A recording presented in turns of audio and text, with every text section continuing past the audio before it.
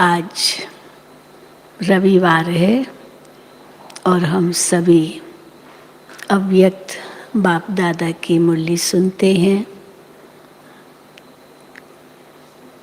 1987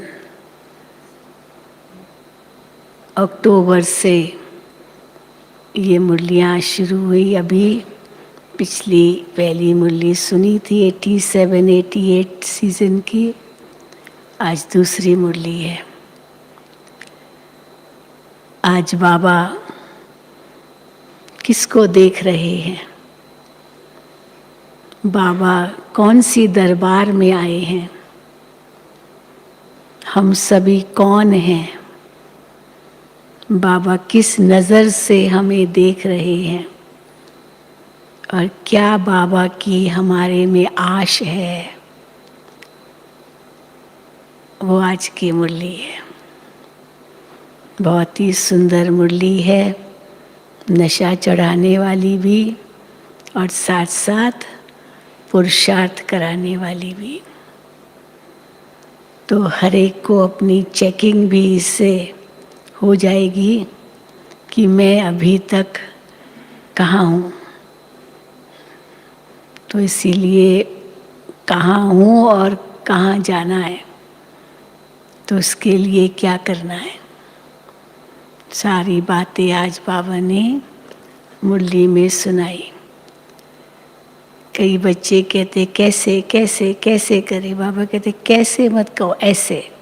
बाबा तो बता रहे हैं ना, कैसे कैसे फिर भी पूछते रहते हैं। कैसे कैसे पूछेंगे या क्या क्या पूछेंगे, क्यों क्यों क्यों।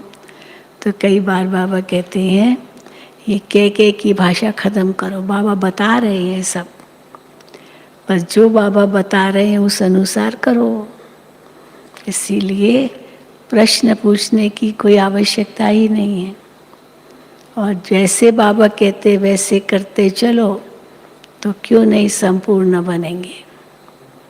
और बाबा ये भी कहते हैं मेहनत से भी मुक्त बनो, मेहनत से ही प्राप्ति है करनी है, ये भी ज़रूरी नहीं, सहज भी हो सकता है। तो मेहनत मुक्त भी बनना है, मोहब्बत में रहना है, बस ऐसे करो। हाँ, इसीलिए प्रश्नों से पार जाकर प्रसन्न चित्त रहना है, ये बाबा ने पिछली मुरली में कहा था। प्रसन्नता ही हमारी रॉयल्टी है। तो वो रॉयल्टी तब रहेगी जब प्रश्नों से पार होंगे। तो सुनेंगे आज के बाबा के महावाक्य। आज 10 जनवरी 2021 है। याद है ना, अव्यक्ति मास चल रहा है। हम कितना साइलेंस में रहते हैं वो हमें देखना है। साइलेंस की शक्ति हमें कहाँ से कहाँ पहुँचाएगी, परंतु साइलेंस का इतना गहरा अनुभव इस मास में बहुत हो सकता है। तो जितना आवाज़ से परे रहकर हर कार्य करेंगे तो साइलेंस का बहुत सुंदर अनुभव कर सकेंगे। आज 10 जनवरी 2021 है और ये मुरली रिवाइज कर रहे हैं 9-10-87 की, 9-10-87। अलौकिक राज्य दरबार का समाचार। ये क्या है? अलौकिक राज दरबार है। और हम सभी कौन है? बाबा के राजा बच्चे। तो राजा बच्चे क्या करेंगे वो बाबा ने आज बताया। आज बाप दादा अपने स्वराज्य अधिकारी बच्चों की राज्य दरबार देख रहे हैं। हम सब कौन है? स्वराज्य अधिकारी बच्चे। तो स्वराज्य अधिकारी बच्चों की राज दरबार देख रहे हैं। ये संगम युग की निराली श्रेष्ठ शान वाली, हाँ श्रेष्ठ शान वाली निराली अलौकिक दरबार सारे कल्प में न्यारी और अति प्यारी है। क्या क्या है इस विशेषता इस राज दरबार की? निराली श्रेष्ठ शान वाली अलौकिक दरबार सारे कल्प से न्यारी और अति प्यारी है। इस राज्य सभा की रूहानी रौनक, रूहानी कमल आसन, सब कहाँ बैठे हैं? कुर्सियों पर नहीं बैठे हैं, कमल आसन पर बैठे हैं।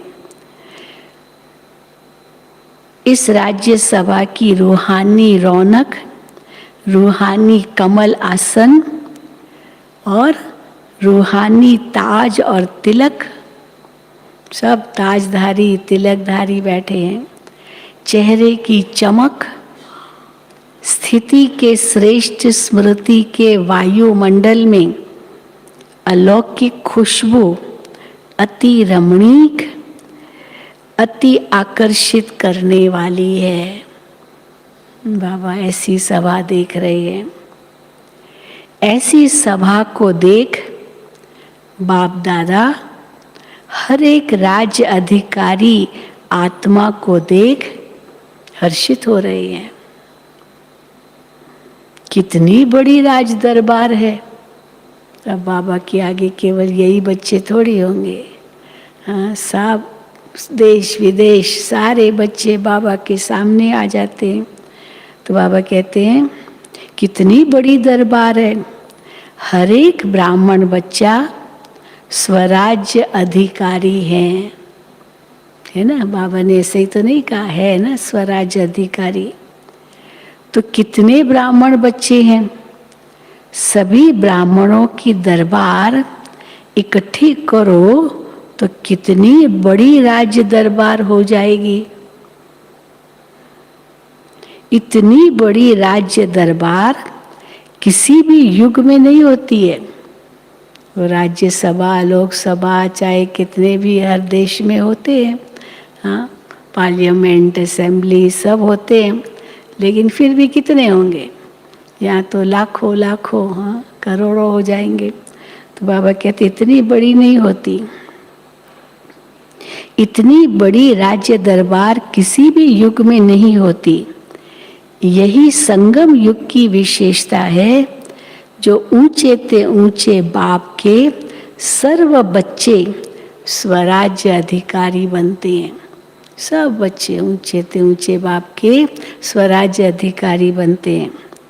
वैसे लौकिक परिवार में हर एक बाप बच्चों को कहते हैं, है ना, बहुत प्यारा बच्चा होगा तो प्यारे बच्चे को बाप क्या कहता है? हर एक बाप बच्चों को कहते हैं ये मेरा बच्चा राजा बेटा है, राजा बेटा। वह इच्छा रखते हैं, चलो नहीं भी है वो तो फिर भी इच्छा रखते हैं कि मेरा हर एक बच्चा राजा बने। इसलिए राजा बच्चे तो कहेंगे, लेकिन सभी बच्चे राजा तो बन नहीं सकते। वैसे भी कोई राजा हो, भले 3-4 बेटे हो, लेकिन सारे थोड़ी राजा बनेंगे, एक ही बनेगा। तो बाबा कहते हैं लेकिन सभी बच्चे राजा तो बन नहीं सकते। ये कहावत परमात्म बाप की कॉपी की है। जो भगवान अपने बच्चों को राजा बच्चा कहते हैं, तो लौकिक बाप भी अपने बच्चों को राजा बच्चा कहते हैं। कॉपी किया है बाबा को।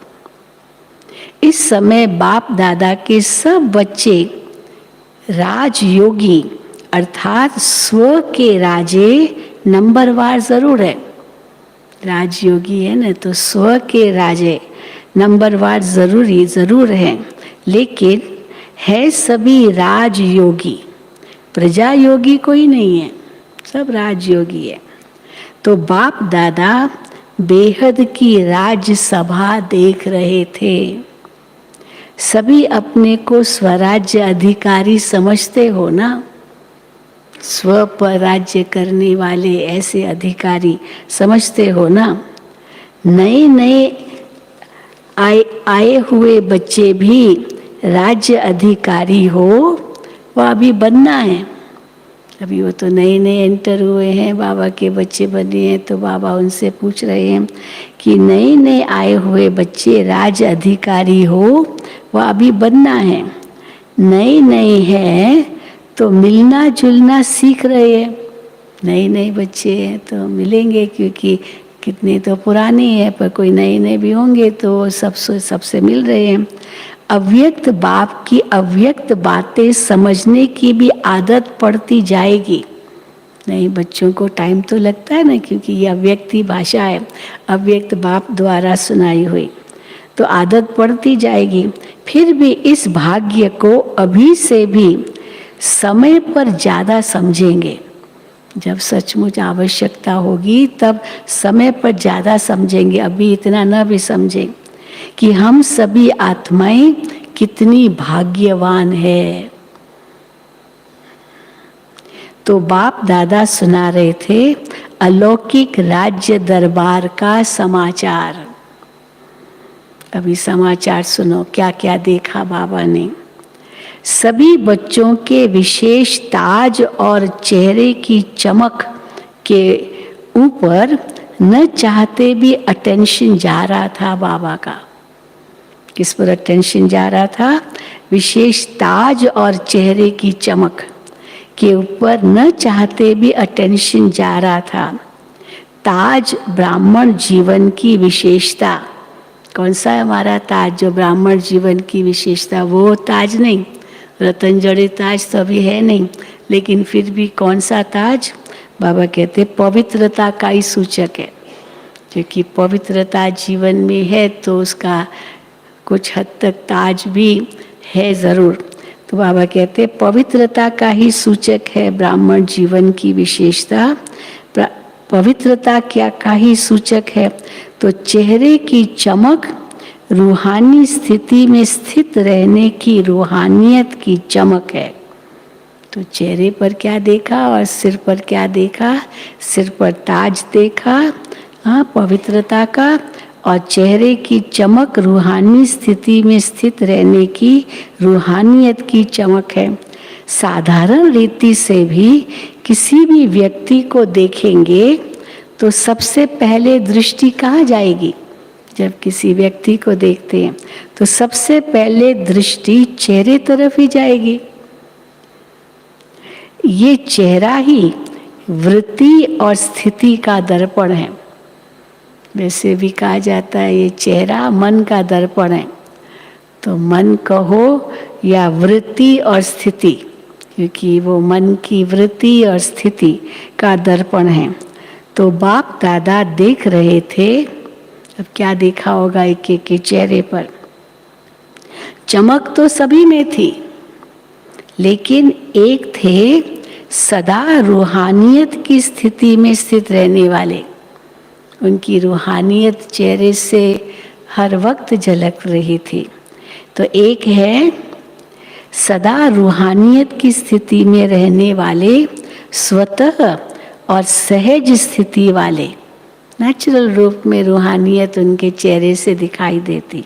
और दूसरे थे सदा रूहानी स्थिति के अभ्यास द्वारा स्थित रहने वाले। एक स्वाभाविक नेचुरल और दूसरा अभ्यास कर रहे थे। लग रहा था उनके चेहरे से कि ये मेहनत कर रहे हैं, पुरुषार्थ कर रहे हैं। तो रूहानी स्थिति की अभ्यास द्वारा स्थित रहने वाले एक थे। अभी दो प्रकार का कॉन्ट्रास्ट बाबा के बता रहे हैं। एक थे सहज स्थिति वाले, सहजी रूहानियत का अनुभव कराने वाले। दूसरे थे प्रयत्न कर स्थित रहने वाले, अर्थात एक थे सहज योगी और दूसरे थे पुरुषार्थ से योगी। लग रहा था बहुत मेहनत कर रहा है, और एक दूसरा सहज। हम दादियों के चेहरे पर देखते थे सहज, हाँ सहज, सब कुछ जैसे नेचुरल योगी जीवन क्या होता है वो उनके चेहरों से पता चलता था। तो बाबा कहते हैं तो एक थे सहज योगी, दूसरे थे पुरुषार्थ से योगी। दोनों की चमक में अंतर रहा। चमक में भी तो अंतर होगा ना। उनकी नेचुरल ब्यूटी थी पहले वालों की, क्योंकि स्वाभाविक थे, तो नेचुरल ब्यूटी थी, और दूसरों की पुरुषार्थ द्वारा ब्यूटी थी। पुरुषार्थ द्वारा भी सुंदरता आती है ना। क्या पुरुषार्थ करते हैं? जैसे आजकल भी मेकअप कर ब्यूटीफुल बनते हैं ना, खास टीवी के सामने आना होता है तो खूब मेकअप करते हैं, तो ताकि टीवी पर वो ब्यूटीफुल दिखाई दे, सुंदर दिखाई दे। जैसे आजकल भी मेकअप कर ब्यूटीफुल बनते हैं ना, नेचुरल यानी स्वाभाविक ब्यूटी की चमक सदा एक रस रहती है। कई एक्टर एक्ट्रेसेस का दिखाते हैं ना कि मेकअप से कैसे लगते हैं और मेकअप के बिना कैसा चेहरा है, तो अंतर पता चलता है। तो बाबा कहते हैं नेचुरल ब्यूटी की चमक सदा एक रस रहती है, और दूसरी ब्यूटी जो मेकअप करके ब्यूटीफुल बनते हैं कभी बहुत अच्छी और कभी परसेंटेज में रहती है, बहुत अच्छी नहीं होती है सदा। एक जैसी एक रस नहीं रहती, तो सदा सहज योगी स्वतः योगी स्थिति नंबर 1 स्वराज्य अधिकारी बनाती है। नंबर 1 स्वराज्य अधिकारी कौन बनते हैं? जो सदा सहज योगी स्वतः योगी स्थिति नंबर 1 स्वराज्य अधिकारी बनाती है। जब सभी बच्चों का वायदा है, हम सब ने वायदा किया है जब बाबा के बच्चे बने, ब्राह्मण जीवन अर्थात एक बाप ही संसार है। किया ना वायदा सबने, एक बाप ही संसार है, वह एक बाप दूसरा न कोई। ये गीत भी गाते हैं, मेरा तो एक शिव बाबा दूसरा न कोई। जब संसार ही बाप है, दूसरा कोई है ही नहीं, तो स्वतः और सहज योगी स्थिति सदा रहेगी ना, और कोई याद आएगा ही नहीं। वह मेहनत करनी पड़ेगी। अगर दूसरा कोई है तो मेहनत करनी पड़ती है। बाबा भूल जाता है क्योंकि दूसरा कोई है। यहाँ बुद्धि न जाए वहाँ जाए, ये मेहनत करनी पड़ती है। कोई और याद आया? नहीं, इनको नहीं याद करना, हमको तो बाबा को याद करना है, पर दूसरा है तभी तो याद गई। तो यहाँ बुद्धि न जाए वहाँ जाए, लेकिन एक बाप ही सब कुछ है, फिर बुद्धि कहाँ जाएगी? जब जा ही नहीं सकती तो अभ्यास क्या करेंगे? हाँ, मेहनत क्या करेंगे? अभ्यास में भी अंतर होता है। हाँ, एक है स्वतः अभ्यास। कई होते हैं ना, एक ही बार समझो पढ़ लेते हैं कोई भी बात, मुरली एक ही बार पढ़ ली और सारी याद रह जाती है। और दूसरे होते हैं कितनी बार भी पढ़ो तो भी याद नहीं रहती है, होता है ना। तो हर एक का अलग अलग है। अभ्यास में भी अंतर होता है।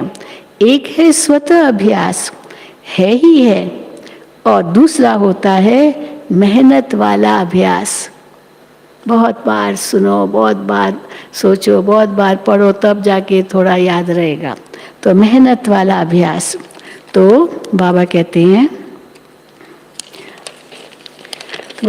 हैं स्वराज्य अधिकारी बच्चों का सहज अभ्यासी बनना, यही निशानी है सहज योगी स्वतः योगी की। उनके चेहरे की चमक अलौकिक होती है, जो चेहरा देखते ही अन्य आत्माएं अनुभव करती है, ये श्रेष्ठ प्राप्ति स्वरूप सहज योगी हैं। जैसे मिसाल देते हैं, जैसे स्थूल धन व स्थूल पद के प्राप्ति की चमक चेहरे से मालूम होती है ना। बड़ा वीआईपी होगा, धनवान व्यक्ति है, तो चेहरे पर उस अनुसार चमक होती है कि ये साहूकार कुल का व ऊंच पद अधिकारी है। ऐसे ये श्रेष्ठ प्राप्ति, श्रेष्ठ राज्य अधिकार अर्थात श्रेष्ठ पद की प्राप्ति का नशा व चमक चेहरे से दिखाई देती है। दूर से ही अनुभव करते हैं कि इन्होंने कुछ पाया है। ये जो यहाँ रहते हैं, इन्होंने कुछ पाया है। प्राप्ति स्वरूप आत्माएं हैं। ऐसे ही सभी राज्य अधिकारी बच्चों के चमकते हुए चेहरे दिखाई दे, मेहनत के चिन्ह नहीं दिखाई दे, प्राप्ति के चिन्ह दिखाई दे।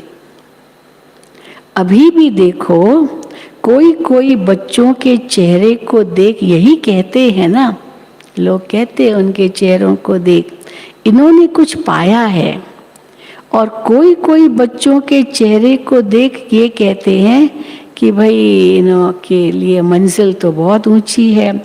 हाँ, मंजिल तो ऊंची है, लेकिन त्याग भी बहुत ऊंचा किया है। देखो, सफ़ेद कपड़े ही पहनते हैं, न कोई आभूषण है, न कोई सोना चांदी, कुछ भी नहीं है, कैसे सिंपल रहते हैं, बहुत त्याग है इन्हों का। और कोई कहते हैं इन्हों का क्या भाग्य है। आते हैं शिविर में, आते हैं ना, तो कई प्रकार के लोग आते हैं, तो कई कमेंट्स भी करते, कहते हैं आप लोगों का त्याग ज़बरदस्त है, हम लोग ऐसा त्याग नहीं कर सकते हैं। आप लोग यहाँ नहीं खाना, वहाँ नहीं खाना, ये नहीं करना, वो नहीं करना, इतना जल्दी उठना, ये हमारे से नहीं होगा, बहुत त्याग ज़्यादा है। और कई ऐसे भी कहते हैं, क्या आप लोग कितने भाग्यशाली हो, कितने ऊंचे स्थान पर रहते हो, कितना ऊंचा यहाँ वातावरण है, कितनी ऊंची सेवा करते हो। अब बताओ, कोई उस रूप में देखते, कोई उस रूप में देखते, तो कोई भाग्यवान समझते, कोई समझते बड़ा त्याग है। तो हम कई बार कहते हैं, आप बताइए त्याग है या भाग्य है, तो मूंझ जाते हैं। तो फिर उनको हम कहते हैं भाग्य है, परंतु इस भाग्य का आधार त्याग है, ऐसे ही नहीं भाग्य है। कोई कितना भी धनवान हो, पर कहाँ अपने को इतना भाग्यशाली समझता होगा। पर त्याग है तब भाग्य का अनुभव होता है, अगर त्याग नहीं तो भाग्य भी नहीं अनुभव होगा, ये भी है। तो ये तो बाबा कहते हैं, हाँ त्याग, हाँ कईयों के फिर त्याग दिखाई देता है, भाग्य नहीं दिखाई देगा चेहरे से। या ये कहेंगे कि मेहनत बहुत अच्छी कर रहे हैं, ये जरूर कहेंगे। बाप दादा यही देखना चाहते हैं कि हर एक बच्चे के चेहरे से सहज योगी की चमक दिखाई दे, श्रेष्ठ प्राप्ति के नशे की चमक दिखाई दे, क्योंकि प्राप्तियों के भंडार बाप के बच्चे हो। संगम युग की प्राप्तियों के वरदानी समय के अधिकारी हो। निरंतर योग कैसे लगावे व निरंतर अनुभव कर भंडार की अनुभूति कैसे करे, अब तक भी इसी मेहनत में ही समय नहीं गवाओ। कैसे करे कैसे करे कैसे कैसे कह करके ये बाबा कहते हैं मेहनत में समय नहीं लगाओ, मेहनत में समय नहीं गवाओ, लेकिन प्राप्ति स्वरूप के भाग्य को सहज अनुभव करो। समाप्ति का समय समीप आ रहा है। अब तक किसी न किसी बात की मेहनत में लगे रहेंगे तो प्राप्ति का समय तो समाप्त हो जाएगा। फिर प्राप्ति स्वरूप का अनुभव कब करेंगे? क्योंकि 21 जन्मों में ये संगम युग का भी तो जन्म है ना, आगे तो 20 जन्म है। कई कहते हैं ना कि 21 जन्म पर, वो तो 20 हो गया, 8 और 12 तो 21 कहाँ हुआ, पर ये भी तो जन्म प्राप्ति का जन्म है। तो सदा बाबा कहते हैं फिर प्राप्ति स्वरूप का अनुभव कब करेंगे? संगम युग को ब्राह्मण आत्माओं को वरदान है, सर्व प्राप्ति भव, सर्व प्राप्ति भव। सदा पुरुषार्थी भव का वरदान नहीं है, सदा ही पुरुषार्थी भव नहीं, प्राप्ति भव का वरदान है। प्राप्ति भव की वरदानी आत्मा कभी भी अलबेलेपन में आ नहीं सकती, इसलिए उनको मेहनत नहीं करनी पड़ती है। तो समझा क्या बनना है? अलबेले होंगे तो मेहनत करनी पड़ेगी। अब मैं तो कितना टाइम चला गया, कितना टाइम वेस्ट हो गया, ऐसे ही गपशप मार रहे थे, टाइम चला गया, हमको तो ये करना है वो करना है। तो क्योंकि अलबेले थे, परंतु अलबेले नहीं है, सदा ही अटेंशन है। तो फिर हम ये तो नहीं कहेंगे कि हाय क्या हुआ, ये क्यों ऐसे हुआ। तो बाबा कहते हैं कभी भी अलबेलेपन में आ नहीं सकती, इसलिए उनको मेहनत नहीं करनी पड़ती। तो समझा क्या बनना है? राज्यसभा में राज्य अधिकारी बनने की विशेषता क्या है? ये स्पष्ट हुआ ना, किसको कहेंगे राज्य अधिकारी? राज्य अधिकारी हो ना, वह अभी सोच रहे हो कि है व नहीं है। अपने आप को देखकर ये सोच तो नहीं चल रहा कि पता नहीं है या नहीं है। जब विधाता के बच्चे वरदाता के बच्चे बन गए, राजा अर्थात विधाता, देने वाला। राजा किसको कहेंगे? जो मांगता है उसको राजा थोड़ी कहेंगे। राजा माना दाता, विधाता, देने वाला। तो अप्राप्त कुछ नहीं तो लेंगे क्या? सब है, कुछ भी कमी नहीं है। तो समझा, नए नए बच्चों को इस अनुभव में रहना है। युद्ध में ही समय नहीं गंवाना है। अगर युद्ध में ही समय गंवाया तो अंतमति भी युद्ध में ही रहेंगे। फिर क्या बनना पड़ेगा? क्या बनना पड़ेगा? हाँ, चंद्रवंश में जाएंगे या सूर्यवंश में? युद्ध वाला तो चंद्रवंश में ही जाएगा। चल रहे हैं, कर रहे हैं, हो ही जाएगा, पहुंच जाएंगे। अभी तक ऐसा लक्ष्य नहीं रखो, हो जाएगा, हाँ हो जाएंगे, गे गे। तो हम कहते गे की भाषा नहीं बोलो। तो अभी तक ऐसा लक्ष्य नहीं रखो, अब नहीं तो कब नहीं। बनना है तो अब, पाना है तो अब। ऐसे उमंग उत्साह वाले ही समय पर अपनी संपूर्ण मंजिल को पा सकेंगे। त्रेता में राम सीता बनने के लिए तो कोई भी तैयार नहीं है। जब सतयुग सूर्यवंश में आना है तो सूर्यवंश अर्थात सदा मास्टर, विधाता और वरदाता लेने की इच्छा वाले नहीं। मदद मिल जाए, ये हो जाए तो बहुत अच्छा, पुरुषार्थ में अच्छा नंबर ले लेंगे अगर ये मदद मिल जाए, ये हो जाए। नहीं, ऐसी सोच नहीं। मदद मिल रही है, सब हो रहा है, इसको कहते हैं स्वराज्य अधिकारी बच्चे। आगे बढ़ना है या पीछे आए हैं तो पीछे ही रहना है?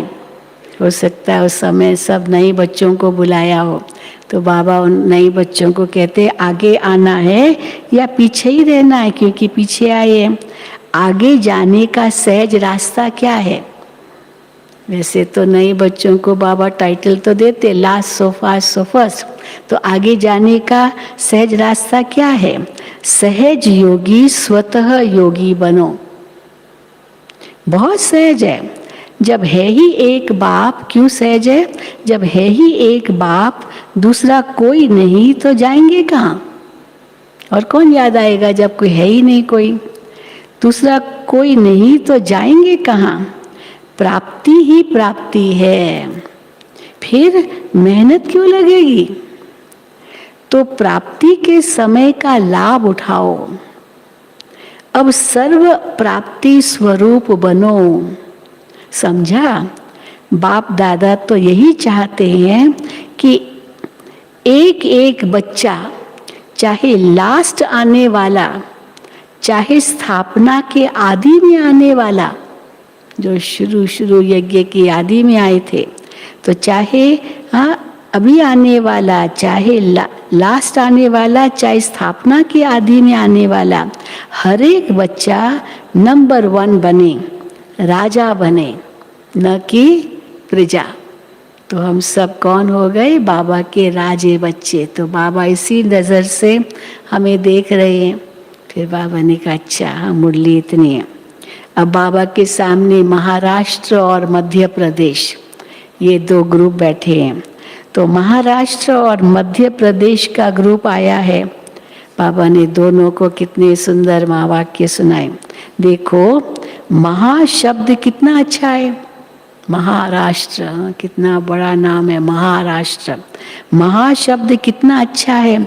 तो महाराष्ट्र स्थान भी महाशब्द का है और बनना भी महान है। महान तो बन गए ना महान, क्योंकि बाप के बने माना ही महान बने। बाप का बनना ही माना महान बनना। महान आत्माएं हो, ब्राह्मण अर्थात महान। हर कर्म महान, हर बोल महान, हर संकल्प महान, अलौकिक हो गए ना। तो महाराष्ट्र वाले सदा ही स्मृति स्वरूप बनो कि महान हैं। ये स्मृति रखो, हम महान हैं। ब्राह्मण अर्थात महान चोटी है ना, सबसे ऊंची चोटी, ये निशानी है ब्राह्मणों की। तो महान चोटी है ना। अभी महाराष्ट्र के बाद मध्य प्रदेश, तो मध्य प्रदेश को बाबा ने क्या कहा होगा? सदा मध्याजी भव के नशे में रहने वाले। मध्य विष्णु, लक्ष्य या स्वर्ग, तो सदा मध्याजी भव के नशे में रहने वाले। मन मना भव के साथ मध्याजी भव का भी वरदान है। तो अपना स्वर्ग का स्वरूप, इसको कहते हैं मध्याजी भव। तो अपने श्रेष्ठ प्राप्ति के नशे में रहने वाले अर्थात मध्याजी भव के मंत्र के स्वरूप में स्थित रहने वाले, वो भी महान हो गए, वो भी महान है। मध्याजी भव है तो मन मना भव भी जरूर होंगे। अब अधिकार याद है, वर्षा याद है, तो किसने दिया वो तो याद होगा ही। मध्याजी भव है तो मन मना भव भी जरूर होंगे। तो मध्य प्रदेश अर्थात महामंत्र का स्वरूप बनने वाले, मन मना भव मध्याजी भव का स्वरूप बनने वाले, तो दोनों ही अपनी अपनी विशेषता से महान हैं। समझा कौन हो? जब से पहला पाठ शुरू किया, अब बाबा याद दिला रहे हैं, जब नए नए आए पहले दिन ही आपको कौन सा पाठ मिला? मैं कौन हूँ, आत्मा का परिचय मिलता है ना सबसे पहले। तो जब से पहला पाठ शुरू किया वो भी यही किया ना कि मैं कौन। बाप भी वही बात याद दिलाते हैं, इसी पर मनन करना, मैं कौन। शब्द एक ही है, मैं कौन, लेकिन इसके उत्तर कितने हैं? सोचो कितने उत्तर है मैं कौन। सारे टाइटल्स आ गए, सारे गुण आ गए, सारी शक्तियाँ आ गई इस मैं कौन शब्द में, लेकिन इसके उत्तर कितने हैं? लिस्ट निकालना, मैं कौन। अच्छा, हाँ अच्छा कहकर फिर बाबा याद प्यार दे रहे हैं। चारों ओर के सर्व प्राप्ति स्वरूप श्रेष्ठ आत्माओं को, सर्व अलौकिक राज्य सभा अधिकारी महान आत्माओं को, सदा रूहानियत की चमक धारण करने वाली विशेष आत्माओं को, सदा स्वतः योगी सहज योगी ऊंचे ते ऊंची आत्माओं को, ऊंचे ते ऊंचे बाप का, ऊंचे ते ऊंचे बाप दादा का स्नेह संपन्न याद प्यार स्वीकार हो। रूहानी बच्चों की, रूहानी बाप दादा को याद प्यार, गुड मॉर्निंग और नमस्ते। अभी अव्यक्त बाप दादा से डबल विदेशी भाई बहनों की मुलाकात। हर ग्रुप में डबल विदेशी तो आते ही हैं, पूरा अधिकार लेते हैं। डबल विदेशी अर्थात सदा अपने स्वस्वरूप, हाँ स्व शब्द में स्वस्वरूप, स्वदेश, स्वराज्य की स्मृति में रहने वाले। डबल विदेशियों को विशेष कौन सी सेवा करनी है? अभी साइलेंस की शक्ति का अनुभव विशेष रूप से आत्माओं को कराना है। साइलेंस की शक्ति का विशेष रूप से आत्माओं को कराना है, ये भी विशेष सेवा है। जैसे साइंस की पावर नामी ग्रामी है ना, बच्चे बच्चे को मालूम है कि साइंस क्या है।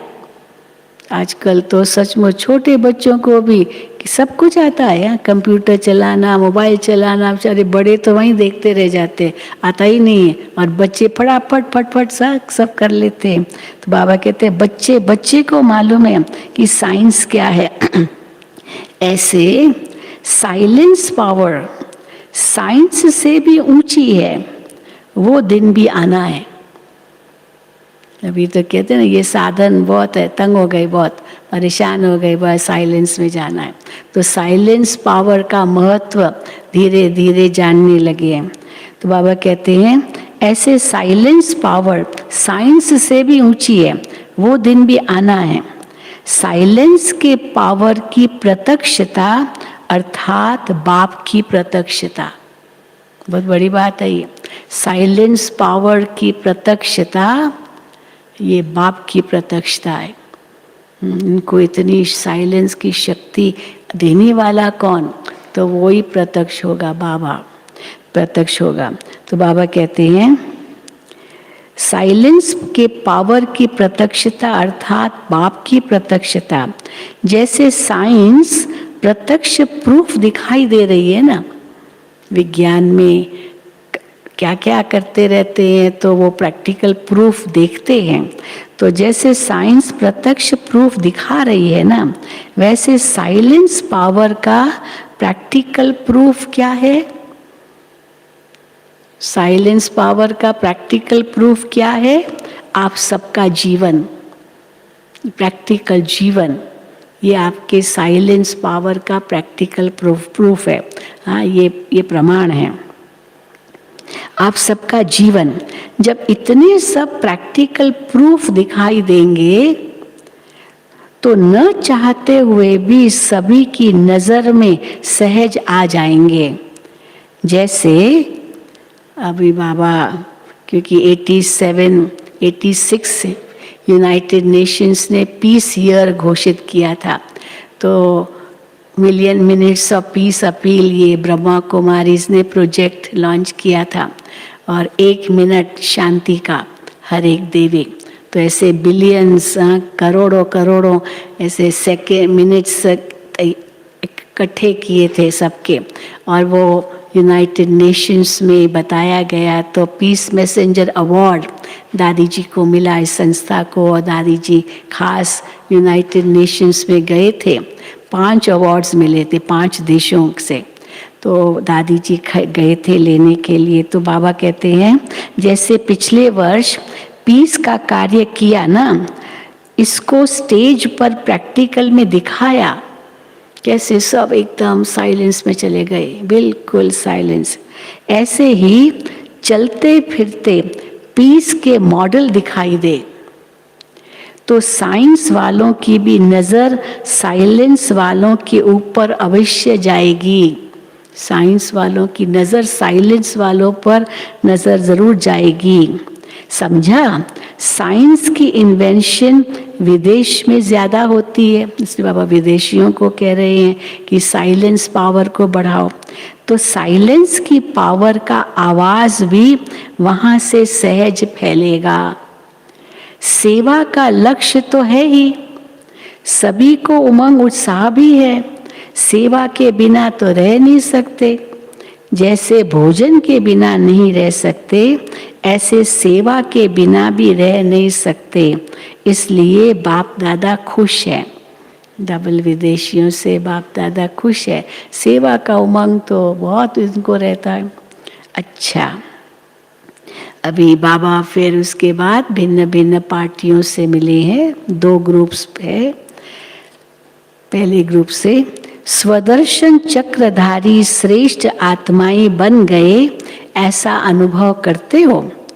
स्व का दर्शन हो गया ना, अब अपने आप को जानना अर्थात स्व का दर्शन होना। स्वदर्शन किसको कहेंगे?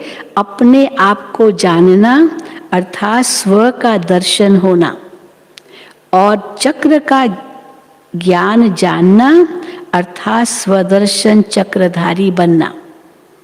स्व का दर्शन होना माना स्व एक है, स्व का दर्शन होना और चक्र का ज्ञान जानना, अर्थात स्वदर्शन चक्रधारी बनना। जब स्वदर्शन चक्रधारी बनते हैं तो और सब चक्र समाप्त हो जाते हैं।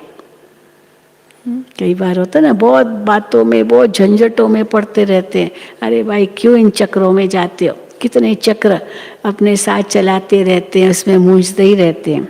तो बाबा कहते हैं अब स्वदर्शन चक्रधारी बनते हैं तो और सब चक्र समाप्त हो जाते हैं। देह भान का चक्र, कौन से चक्र है? देह भान का चक्र, संबंधों का चक्र, समस्याओं का चक्र, माया के कितने चक्र। हाँ, लेकिन स्वदर्शन चक्रधारी बनने से ये सब चक्र समाप्त हो जाते हैं, सब चक्रों से निकल जाते हैं, नहीं तो जाल में फंस जाते हैं। तो पहले फंसे हुए थे, अब निकल गए। फंसे हुए थे ना पहले बाबा के बनने से पहले, परंतु कई बार बाबा कहते हैं वो लोहे की जंजीरें तो तोड़ के आए, लेकिन यहाँ आने के बाद सोने की जंजीरों में फंस जाते। वो बड़ी लुभाती है सोने की जंजीरें, पर वो चक्रों से भी परे। तो बाबा कहते हैं अब निकल गए। 63 जन्म तो अनेक चक्रों में फंसते रहे और इस समय इन चक्रों से निकल आए तो फिर फंसना नहीं है। अनुभव करके देख लिया ना, अनेक चक्रों में फंसने से क्या हुआ? क्या हुआ अनेक चक्रों में फंसने से? सब कुछ गंवा दिया, ये भी चाहिए वो भी चाहिए और आखिर सब गंवा दिया, सब गंवा दिया। और स्वदर्शन चक्रधारी बनने से बाप मिला तो सब कुछ मिला। तो सदा स्वदर्शन चक्रधारी बन, माया जीत बन आगे बढ़ते चलो। इससे सदा हल्के रहेंगे, किसी भी प्रकार का बोझ अनुभव नहीं होगा। बोझ ही नीचे ले आता है और हल्का होने से ऊंचे उड़ते रहेंगे। तो उड़ने वाले हो ना, कमजोर तो नहीं हो। अगर एक भी पंख कमजोर होगा तो नीचे ले आएगा। कई बार होता है ना, पंछी बेचारा चल रहा है, भाई उड़ नहीं रहा है, क्यों नहीं उड़ रहा है? नहीं तो पंछी का आशियाना तो आकाश ही होता है, वो तो उड़ता ही रहता है, वही उसका घर है, होता है ना। तो नहीं उड़ रहा है, धरती पर ही चल रहा है, तो जरूर कमजोर है, इसका एक पंख कहीं टूटा हुआ होगा। तो बाबा कहते हैं तो उड़ने वाले हो ना, कमजोर तो नहीं। अगर एक भी पंख कमजोर होगा तो नीचे ले आएगा, उड़ने नहीं देगा। इसलिए दोनों ही पंख मजबूत हो तो स्वतः उड़ते रहेंगे। कौन से हमारे पंख? ज्ञान योग के पंख, उमंग उत्साह के पंख। हाँ, जो भी बैलेंस बाबा बताते हैं वो भी पंख की तरह ही है। वो पंख अगर है तो सदा उड़ते रहेंगे। तो बाबा कहते हैं स्वतः उड़ते रहेंगे। स्वदर्शन चक्रधारी बनना अर्थात उड़ती कला में जाना, सब चक्रों से परे। अभी दूसरा ग्रुप, राजयोगी श्रेष्ठ योगी आत्माएं होना। राजयोगी श्रेष्ठ योगी आत्माएं होना। साधारण जीवन से सहज योगी राजयोगी बन गए।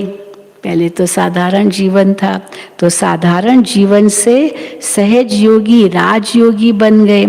ऐसी श्रेष्ठ योगी आत्माएं सदा ही अति इंद्रिय सुख के झूले में झूलती है।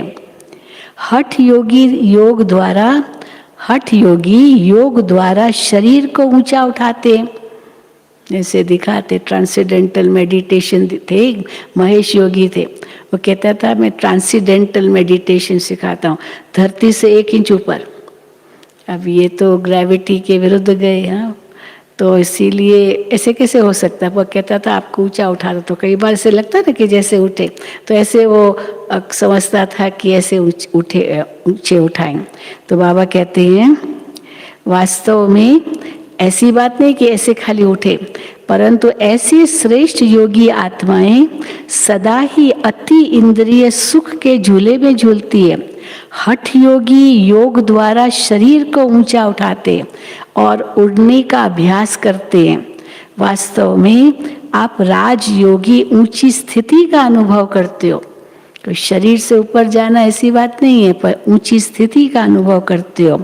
इसको ही कॉपी करके वो शरीर को ऊंचा उठाते हैं। लेकिन आप कहाँ भी रहते ऊंची स्थिति में रहते हो, इसलिए कहते हैं योगी ऊंचा रहते हैं। तो मन की स्थिति का स्थान ऊंचा है, क्योंकि डबल लाइट बन गए हो ना। वैसे भी फरिश्तों के लिए क्या कहा जाता है? फरिश्तों के पांव धरती पर नहीं होते। फरिश्ता अर्थात जिसका बुद्धि रूपी पांव धरती पर न हो, देह भान में न हो, देह भान से सदा ऊंचे, ऐसे फरिश्ते अर्थात राजयोगी बन गए। अभी इस पुरानी दुनिया से कोई लगाव नहीं। सेवा करना अलग चीज है, सेवा करना अलग चीज है, पर जरूर थोड़ी कि लगाव से वो सेवा हो। सेवा करना अलग चीज है, लेकिन लगाव न हो। योगी बनना अर्थात बाप और मैं, तीसरा न कोई। लगाव कैसे होता है? अभी किसकी सेवा की तो उसको बहुत अच्छा लगा, तो सबको कहेगा इसको ना कितना अच्छा लगा मैंने सेवा की। या कई बार भाषण करेगा तो पूछेगा मैंने अच्छा भाषण किया, मैंने ठीक किया। महिमा चाहना, अब महिमा चाहना माना लगाव था उसमें। महिमा क्यों चाहे? किया, बाबा ने कराया, जो कराया ठीक हुआ, प्रश्न क्यों पूछे? अच्छा किया नहीं किया, बाबा ने उस समय जो कराया, हम तो निमित्त थे। तो इसलिए लगाव नहीं रखना है। तो बाबा कहते हैं सेवा करना अलग चीज है, लेकिन लगाव न हो। योगी बनना अर्थात बाप और मैं, तीसरा न कोई। तो सदा इसी स्मृति में रहो, हम राजयोगी सदा फरिश्ता हैं। इस स्मृति से सदा आगे बढ़ते रहेंगे। राजयोगी सदा बेहद के मालिक हैं, हद के मालिक नहीं। हद से निकल गए, बेहद का अधिकार मिल गया, इसी खुशी में रहो। जैसे बेहद का बाप है, वैसे बेहद की खुशी में रहो, नशे में रहो, सब बेहद, हद की कोई बात ही नहीं। अच्छा, अब उसके बाद बाबा एक एक से मिले। आप सोचो, एक एक से मिलना, सारी रात बीत गई, सारी रात एक एक से बाबा मिलते रहे। और रात बीतते बीतते अमृत वेला आ गया। सवेरे के 4 बज गए, 5 बज गए। हाँ, तो अमृत वेले का समय फिर बाबा विदाई लेते थे। कभी 4 बजे भी विदाई लेते थे, कभी 5 बजे लेते थे, कभी सवेरे 6 बजे लेते थे। तो उस समय वहाँ पर घंटा बजता था पांडव भवन में। ओम शांति भवन की बात है ना, तो पांडव भवन में घंटा बजता था। स्पीकर तो ऑन ही होते थे, पता तो चलता था बाबा मिल रहे हैं, मिल रहे हैं, मिल रहे हैं। तो फिर डंका बजाते थे, एक रखा हुआ था वो बजाते थे, और आवाज़ सबको पहुँचती थी कि भी बाबा जा रहे हैं, बाबा की विदाई। यहाँ तो सब भाग भाग के आ जाते थे बाबा से मिलने के लिए। तो अभी विदाई के समय बाबा कुछ न कुछ ज़रूर कहते थे। तो विदाई के समय सभी अमृत वेले के वरदानी बच्चों को वरदाता बाप की सुनहरी याद प्यार स्वीकार हो, क्योंकि अमृत वेला हो गया। तो सभी अमृत वेले के वरदानी बच्चों को वरदाता बाप की सुनहरी याद प्यार स्वीकार हो। कई तो बच्चे सारी सारी रात भी बैठते थे, एक एक का सुनते थे, क्योंकि स्पीकर माइक तो ऑन ही होता था, तो इसीलिए सारी रात बैठते थे। कोई फिर सो जाते थे, लेकिन कहाँ नींद आती है। बाबा भगवान सबको वरदान बांट रहा और हम सोए रहे, तो नींद तो आती नहीं थी, लेकिन फिर भी जाते होंगे कमरे में और फिर आधी रात को भी भाग आते थे। तो इसलिए बैठे रहते थे, लेकिन कोई कोई तो उस समय पहुंच जाते थे जब जैसे ही पता चलता था। तो सभी अमृत वेले के वरदानी बच्चों को वरदाता बाप की सुनहरी याद प्यार स्वीकार हो।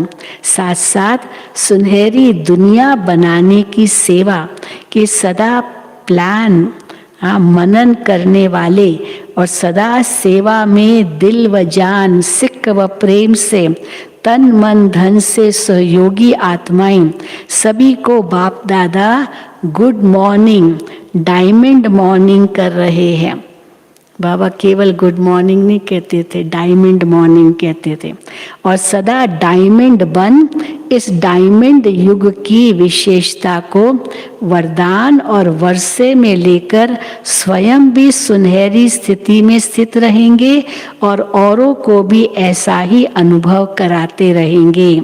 तो चारों ओर के डबल हीरो बच्चों को डायमंड मॉर्निंग।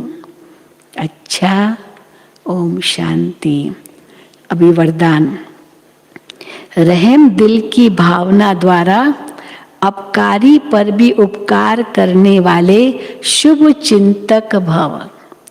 रहम दिल की भावना द्वारा अपकारी पर भी उपकार करने वाले शुभ चिंतक भव। कैसी भी कोई आत्मा हो, चाहे सतोगुणी चाहे तमोगुणी, संपर्क में आए, लेकिन सभी के प्रति शुभ चिंतक अर्थात अपकारी पर भी उपकार करने वाले। कभी किसी आत्मा के प्रति घृणा दृष्टि न हो, किसी भी आत्मा के प्रति घृणा दृष्टि न हो, क्योंकि जानते हो, क्या जानते हैं कि ये अज्ञान के वशीभूत है।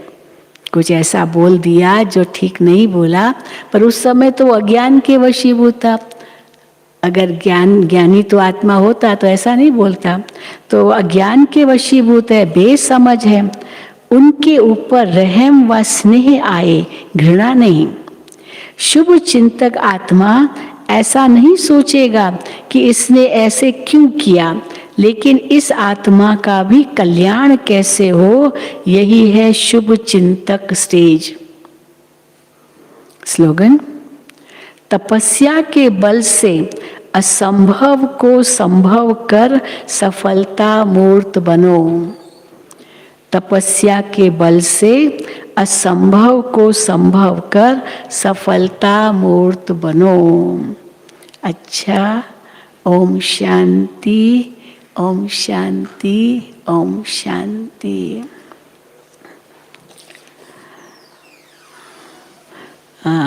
आज क्लास की टोली भुट्टा मिल रहा है। बाबा की झोपड़ी के पास सभी को भुट्टा मिल रहा है।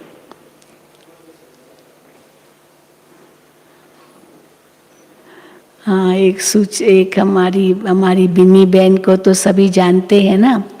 तो बिन्नी बहन ने पीएचडी किया, तो डॉक्टर बिन्नी बहन है, तो बहुत तरफ से उनको निमंत्रण आते रहते हैं। करती तो बाबा की ही सेवा है।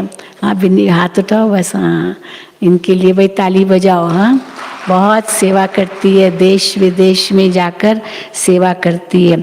तो एक international pride peace and nobility award, international pride peace and nobility award से इनको सम्मान दिया गया वर्चुअल इवेंट में, क्योंकि जा तो सकते नहीं, तो कैसे सब कितने देशों के आए और वर्चुअल माना ऑनलाइन ये सब किया, जिसमें 15 देशों के लोगों को भी अवार्ड दिया गया। सब ऑनलाइन, घर में बैठे सबको अवार्ड मिल गया। तो हमारी बिन्नी बहन को भी मिला।